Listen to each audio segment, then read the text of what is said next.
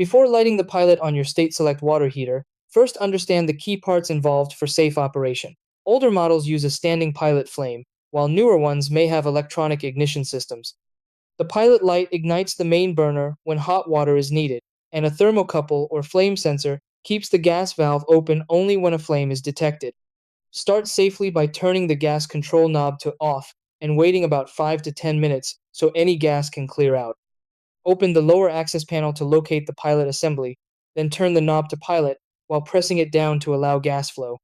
Press the igniter button repeatedly until the pilot flame appears, or manually light it if your model requires it. Keep holding the knob for about 30 seconds, then slowly release it. If the flame stays on, switch the knob to on so the heater can operate normally. If the pilot won't stay lit, check the thermocouple position, clean the pilot opening, and confirm the gas valve is fully open. Never attempt lighting if you smell gas, leave immediately and contact professionals.